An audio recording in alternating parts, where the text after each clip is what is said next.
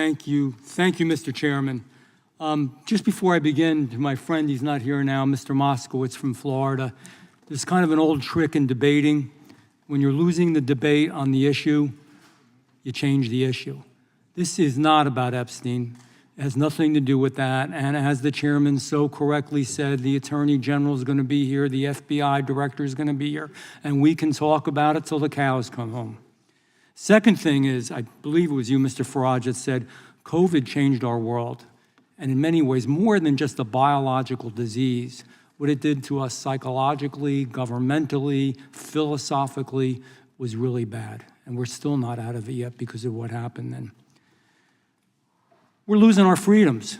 We are losing our freedoms, and it's not because of an American Congress. It's not because of American courts. It's not because of American Republicans. And I'm going to even say it's not because of American Democrats. It is due to bureaucrats in Brussels and in London, and in other places as well. It's wrong. It's un-American. I am unabashedly, and I think we all are here, hopefully, pro-American. We should be protecting our citizens. Instead, we're watching foreign bureaucrats come to our country and try to force United States companies to censor humor, satire, and news they don't like. It's backwards, it's bizarre, it's perverse, and it's weird. That's what we would call it in New Jersey. It's just weird, and it's not good. It's the opposite of everything that the United States of America fought for and stands for. And it's a globalist mindset. You know, we can all talk about the issues, but I'm going to keep talking about globalism versus American exceptionalism and individuality. I believe very much, sincerely, that the whole battle that's going on now with the right and the left, what's happening in Great Britain, what's happening around the world, what's happening in the United States, is very much that argument. Individuality, and in our case here in the States, Americanism, exceptionalism, or is it globalism? And like the EU's Digital Service Act and the UK's Online Safety Act are the pinnacle examples, and they are, of how upside down things have gotten in the effort to globalize our society. And that is the ultimate showdown. It is resulting in our losing of our freedom, losing our influence, and the only winner here are some countries in Europe, Russia, China, and others.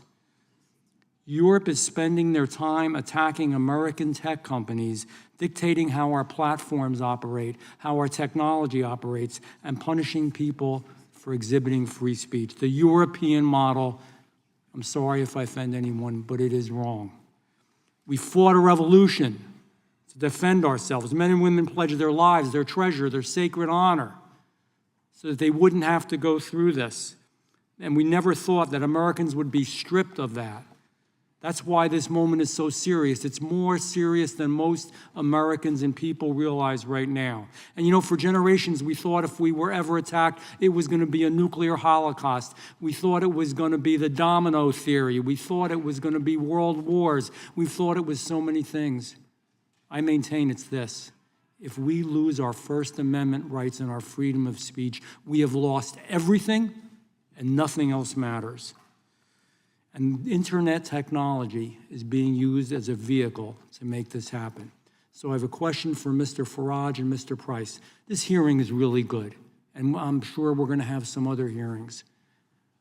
But more than hearings and talking about it, what is it tangibly, this is a hard question, that we can do to stop it? What is it? Mr. Farage, I'll start with you. The debate we've had here, I mean, nobody here from any side of the debate has told me that the Online Safety Act is a wonderful piece of legislation. You know, right across the spectrum here, you're having your own internal debates about free speech in America, right, healthy, and what this committee is for. I want to make this argument. Yeah, I know these companies are very big and very powerful, many of the tech firms, but, you know, governments talk to each other, yeah? And it needs the American administration and businesses to have an honest conversation.